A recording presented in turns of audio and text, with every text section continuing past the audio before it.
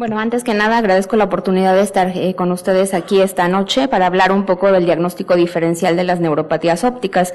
Los casos que presentó hace un momento el doctor Jiménez Román, pues nos indican que siempre debemos considerar otras probables etiologías.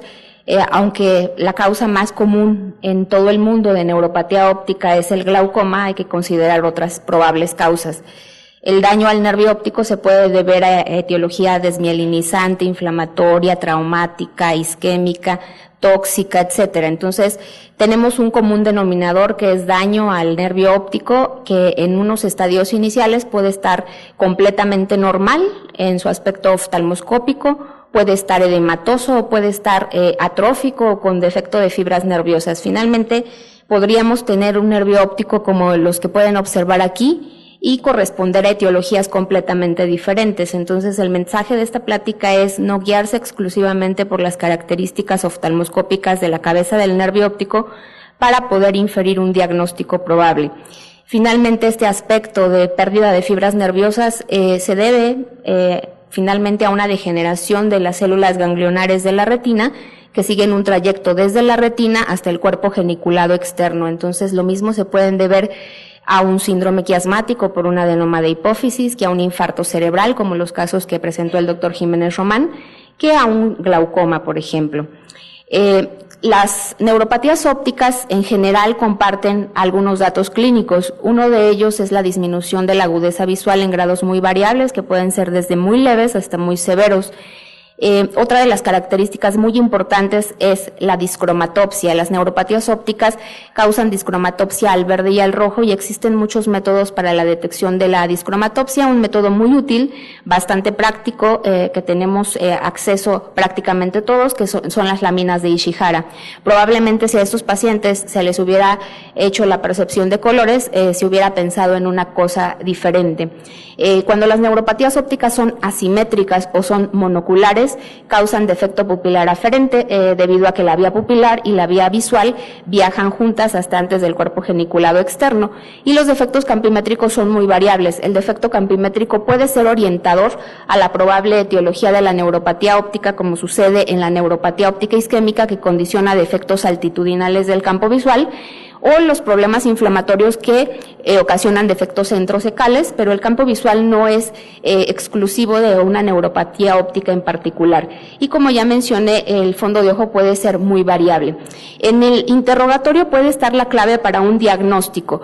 Si un paciente tiene una pérdida visual súbita, indolora, deberíamos pensar quizá en un problema isquémico.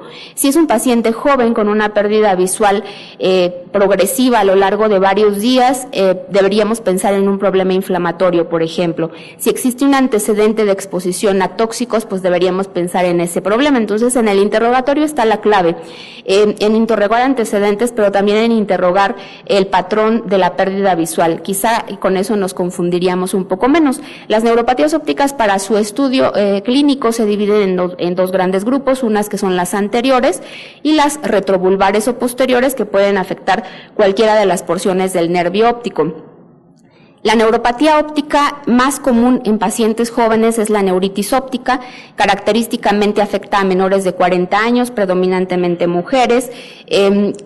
Causa baja visual, como les mencioné, a lo largo de 5 a 7 días, que se establece el déficit máximo, y el paciente presenta dolor ocular que precede o acompaña a la pérdida de la visión. Es muy importante, casi todos tienen discromatopsia y el defecto campimétrico es variable.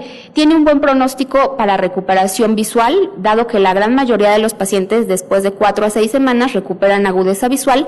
Sin embargo, es muy importante descartar en la resonancia magnética otras causas de neuropatía óptica, como las compresivas, y también buscar intencionadamente lesiones de la sustancia blanca que sugieran el desarrollo a posteriori de esclerosis múltiple. Si un paciente tiene lesiones desmielinizantes en la resonancia magnética, así sea una, tiene mayor riesgo, hasta de un 56%, de desarrollar esta enfermedad en el transcurso de los 10 años siguientes. Sin embargo, si tiene un estudio de resonancia normal, puede tener un riesgo muy bajo, como solo el 10%. Si un paciente parece tener neuritis óptica, pero tiene datos inflamatorios en segmento anterior o posterior, tiene la variante anterior de la enfermedad o papilitis, o debuta con la enfermedad después de los 50 años, pues deberíamos descartar otras probables etiologías isquémica, inflamatoria de tipo infeccioso o inmunológica. Otras de las patologías, neuropatías ópticas que cursan junto con el edema de papila con inflamación de la retina, pues la neuroretinitis. En esta neuroretinitis la causa más frecuente son causas infecciosas, y la perineuritis óptica, que es pocas veces diagnosticada, se presenta en el contexto de un paciente con una enfermedad meningia inflamatoria que tiene datos clínicos de baja visual leve a moderada, y que, bueno, finalmente va a causar disfunción del nervio óptico. La neuropatía óptica isquémica, pues, es una patología también muy frecuente en nuestro medio, dado que cada día aumentan más los factores de riesgo vascular, y, bueno, como ya se mencionó previamente, es una patología que cursa con baja visual indolora y súbita. Casi todos los pacientes tienen alguno de todos estos factores de riesgo vascular, siendo el más comúnmente involucrado la hipertensión arterial. Sin embargo, también la cirugía de columna, cirugía en donde se pierde alto volumen sanguíneo, puede condicionar una neuropatía óptica isquémica, o incluso cirugía ocular. Me ha tocado revisar muchos pacientes con cirugía ocular en los que hay cambios bruscos de la presión intraocular que posterior al procedimiento tienen pérdida visual. Y el pronóstico visual de esta patología es bastante malo. La gran mayoría de los pacientes permanecen con la misma agudeza visual el resto de su vida. Lo importante es descartar los factores de riesgo que tenga y controlarlos, obviamente. La neuropatía óptica isquémica posterior y crónica ha sido también descrita. Sin embargo, esto ha puesto incluso en duda, dado que es poco frecuente. La neuropatía óptica compresiva hay que tenerla en cuenta en aquellos pacientes que tienen datos de neuropatía óptica y que van progresando en el transcurso del tiempo, que evolucionan en semanas o meses, y que pues en esta patología lo que sucede es una compresión extrínseca del nervio óptico en cualquiera de sus porciones, incluso en la porción intracraneal, y por lo tanto el paciente tiene datos de neuropatía óptica. En la neuropatía óptica infiltrativa, lo que sucede es que células neoplásicas infiltran el nervio óptico directamente, puede cursar con edema o sin edema de la papila, y en estos casos se obtiene muy buena respuesta terapéutica con quimioterapia intratecal, siempre y cuando se diagnostiquen oportunamente. La causa más frecuente de estas lesiones son tumores linfoproliferativos como leucemias y linfomas.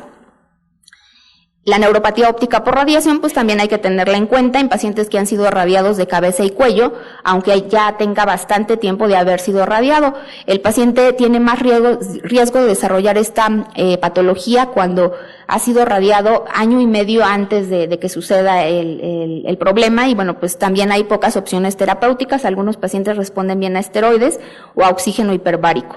Ante un paciente con una neuropatía óptica también hay que descartar procesos infecciosos de las zonas aledañas al nervio óptico. La neuropatía tóxica en nuestro medio, ya es bien sabido que la causa más frecuente son los solventes, el thinner, hay que tenerla en cuenta, no es el único tóxico para el nervio óptico, existen muchos. Las neuropatías ópticas tóxicas y nutricionales característicamente son bilaterales, simultáneas, y afectan severamente la agudeza visual, causan una atrofia del nervio óptico bastante severa, y existen pocas opciones de tratamiento en las neuropatías ópticas tóxicas. En las neuropatías ópticas nutricionales, obviamente se deben reponer la sustancia que esté faltando. Las neuropatías ópticas hereditarias hay que tenerlas en cuenta en pacientes jóvenes con pérdida visual, con antecedentes familiares, y también son bilaterales. La neuropatía óptica de Leber es una forma de neuropatía óptica hereditaria que afecta primero un ojo y semanas después afecta el otro ojo. General causa baja visual de moderada a severa, y algunas de estas neuropatías ópticas están asociadas a anomalías sistémicas o anomalías neurológicas. La neuromielitis óptica es otra neuropatía óptica que causa baja visual severa. casi siempre es bilateral, aunque puede no ser simultánea, y junto con esto el paciente tiene necrosis de algunos segmentos de la médula espinal y por lo tanto, dependiendo del nivel de afección, tendrá las características clínicas correspondientes. En el 2003 se describió esta patología que cada vez vemos con más frecuencia, que es la neuritis óptica crónica recurrente, en la cual el paciente tiene periodos de exacerbación y de remisión de la patología, que característicamente al bajar la dosis de esteroides, el paciente recidiva en sus síntomas y que requiere tratamiento con inmunosupresores a largo plazo. Es importante medir este anticuerpo sérico que tiene una alta sensibilidad y especificidad para el diagnóstico de esta enfermedad. Entonces, como pueden ver, el protocolo de estudio que requiere quizá un paciente con neuropatía óptica puede ser muy amplio o muy pequeño dependiendo de la sospecha diagnóstica que tengamos.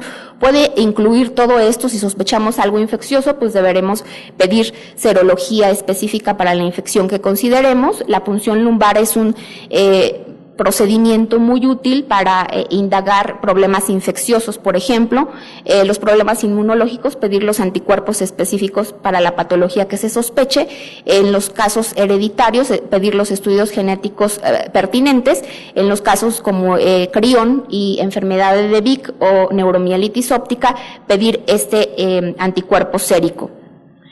Este algoritmo lo pongo porque, bueno, pues nosotros al ver a un paciente con neuropatía óptica nos podemos perder de qué hacer.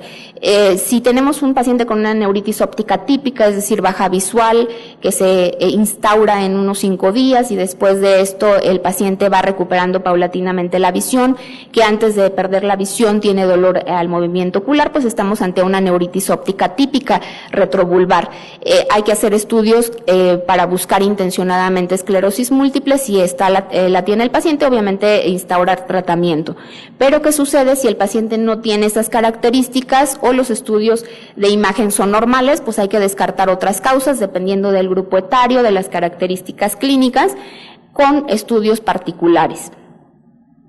¿Qué sucede en el Instituto Nacional de Neurología? Este es un trabajo realizado por el doctor Enrique Escaño de seguimiento a 10 años de pacientes con neuropatías ópticas. Debo advertirles que el hospital es un hospital de tercer nivel que no atiende pacientes pediátricos. En este grupo de pacientes la causa, vean que las neuropatías ópticas, a pesar de tener ya todos los estudios, como pueden ser estudios de neuroimagen, punción lumbar y estudios de laboratorio, en un alto porcentaje no se sabe la causa. Esclerosis múltiple solo representó el 14.6% de los casos, infecciosas el 13.9% de los casos, vasculares 8% de los casos. Sin embargo, esto se debe quizá también a que los pacientes, cuando tienen ya una causa muy clara, no son referidos al Instituto de Neurología. Igual los pacientes cada vez vemos menos neuropatías ópticas tóxicas, quizá porque no nos las refieren. Ahora, de las infecciosas, los procesos infecciosos de los senos paranasales fueron la causa más frecuente de esto. Pero vean que un alto porcentaje se quedan sin diagnóstico etiológico. Ahora, para los que creen que son muy expertos en ver las características del nervio óptico, este estudio fue publicado en 2011 por el doctor Trop.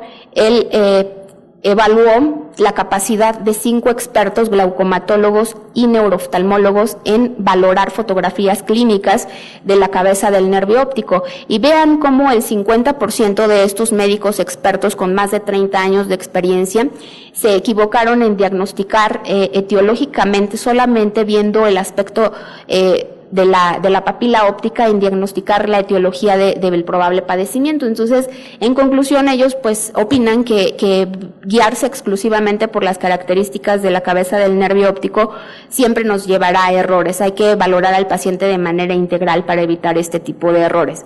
Entonces, en conclusión, pues el aspecto del nervio óptico no nos establece la etiología del daño. En la historia clínica está la base de un diagnóstico. Siempre los estudios complementarios que se solicitan al paciente deben estar bien orientados. No a todos los pacientes les vamos a pedir todos los estudios de los que acabo de hablar. Y que el color, otra cosa muy importante que vemos en el Instituto de Neurología, que el color el nervio óptico no se correlaciona exactamente con la función visual del paciente. Puede haber pacientes con papilas completamente blancas con agudeza visual de 20/20 y por el contrario, pacientes con aspecto fundoscópico normal y obviamente muy mala agudeza visual.